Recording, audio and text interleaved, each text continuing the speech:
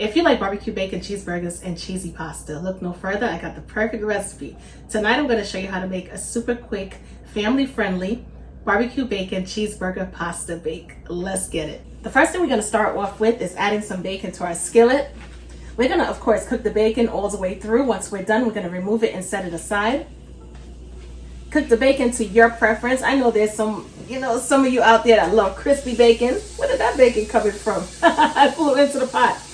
While there's others who like your bacon slightly softened, and so on and so forth. So just basically rock out with whatever makes you feel happy or comfortable.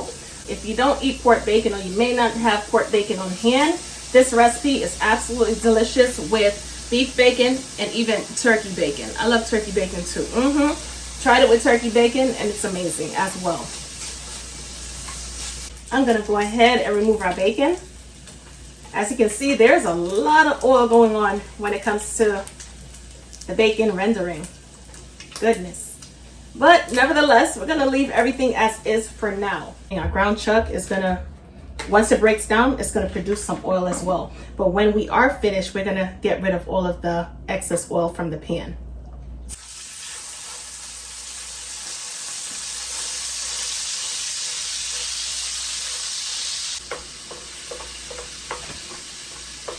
I went ahead and drained off all of that excess grease. And when I tell you it was a lot of excess grease, it was a ton of grease. Because remember, we had the oil from our bacon. And once this ground chuck started to break down, it was like, oh my goodness. But anyway, long story short, you could choose as far as what type of meat, ground or minced meat that you're going to be using. If you're going to be using a leaner meat, then of course you're not going to have to worry about draining and straining the excess oil. We are going to add our onions. And we're going to cook our onions down until they become translucent, of course. These are just straight yellow onions. If you want to use sweet Vidalia onions, you can. If you want to use, let's say, maybe red onions, you can rock out with that as well. I love onions, so I went ahead and added a lot of onions. However, if you want to add half of the amount or maybe leave the onions out, trust me, you're not going to spoil the recipe. We're going to cook these onions down for about 2 to 3 minutes. Now would be the perfect time to add some minced garlic. We're going to allow the garlic to toast up, and we're also going to cook the garlic until it becomes fragrant. Right now, just in case you're curious, we're cooking on medium heat. We're going to pull out some of my all-purpose chicken seasoning.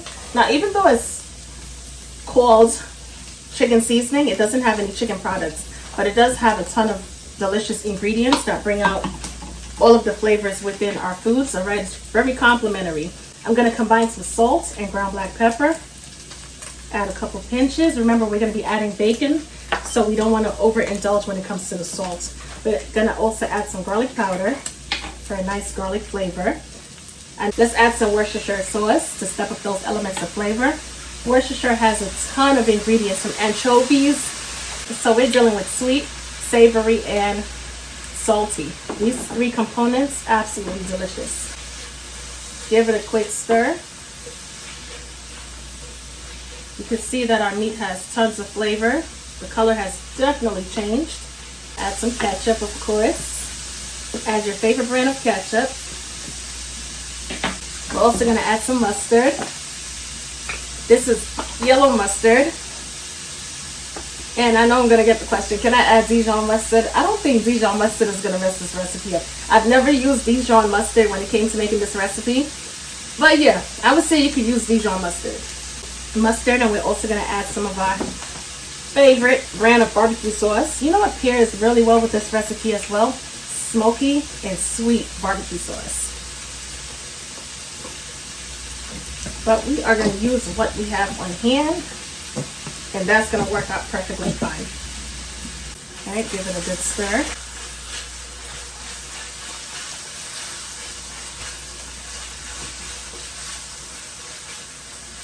Everything is perfectly combined. We're going to lower our flame even more.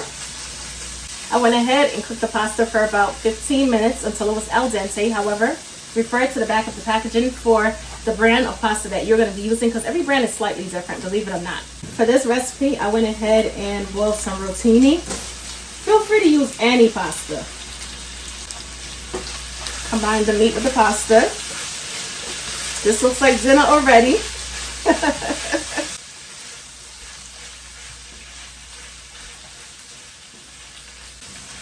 Make sure when you're draining your pasta to save at least, I want to say about a half cup to 3/4 cup of reserved pasta water. We're going to add our reserved pasta water, and we're also going to add the water to deglaze the bottom of the pan as well and loosen things up. So if you're into like meal prepping, this is definitely the way to go. We can stop here, to be honest with you, but to take things to the next level, I want to add some cheddar cheese. You know, I'm going to add with this hand and combine with the next. This is so good. This is going to be so delicious. Keep adding that cheese, of course. This is freshly grated cheddar cheese.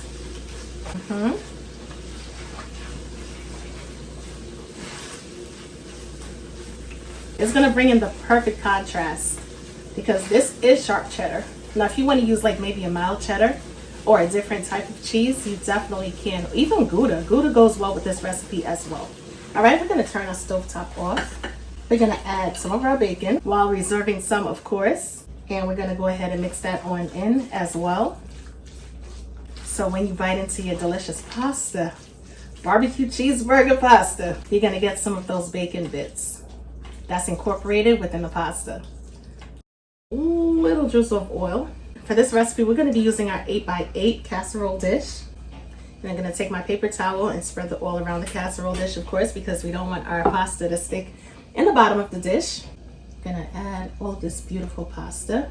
I'm going to go ahead and scrape out all of the I'm going to go ahead and scrape out all of the excess that's left in the pan. And we're going to definitely add it to our dish. All right. Gonna go ahead and finish it up with some more cheese. Once again, add your favorite brands.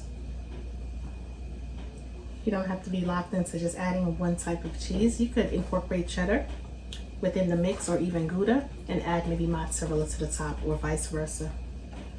Whatever works, you know what I mean? Okay. Boom. We are gonna add the remaining bacon. Oh yes, my loves. Ooh, this is pretty. Gonna finish it up with our cheese. Let's also keep in mind that, once again, this is our barbecue bacon cheeseburger pasta. So question is, what do you like on your burgers, right? What do you like on your barbecue cheeseburgers?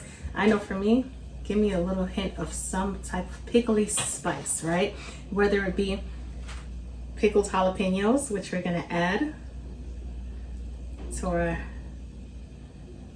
delicious pasta bake, or it could even be gherkins pickles, which is more like a sweeter type pickles, bread and butter pickles, right? Or if you just want to add, let's say maybe dill pickles, you definitely can rock out with that as well. If you want to add maybe peppercini peppers, oh, I love those. Banana peppers, oh my goodness. Listen, this right here, you could do so many different things. Just think about whatever you like to eat on your burger is what you could add to this recipe. Anyway, 375 degrees Fahrenheit for about 15 to 20 minutes, uncovered until the cheese melts and everything is nice and bubbly and absolutely gorgeous. Our pasta bake is fresh out of the oven, so let's not waste any more time. As you can see, woo, we still have the vibrancy going on from our jalapeños. Yep, even though we added it to the oven. Now here's the thing, keep in mind, right? Everybody's oven is a little bit different. Some of us is rocking out with, almost forgot what I was saying. I saw the food and I'm like, girl, I forgot what I was saying. Some of us are using gas stoves while others are using electric stoves and so on and so forth. But nevertheless, just allow the cheese to melt since everything is already pre-cooked and you'll be your business. I see food and I go nuts. Like, what was I talking about? All right, I want to grab some of the pickled jalapeno as well, some of that bacon, and we're going to go in for a good bite.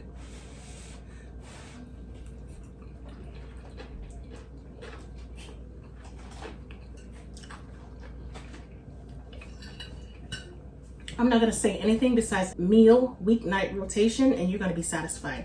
This is so good. And to be honest with you, I realized that it was even good without adding all of the cheese and so on and so forth. If you wanna not place it in the oven, you don't even have to, right? You don't even have to take it that step further. Super creamy, super delicious, and so flavorful. As always, I'm your girl Cooking with Tammy. If you need seasonings, of course, cookingwithtammy.shop. And I will definitely catch you guys with another quick, easy, and delicious recipe. Talk to you later. Bye, guys.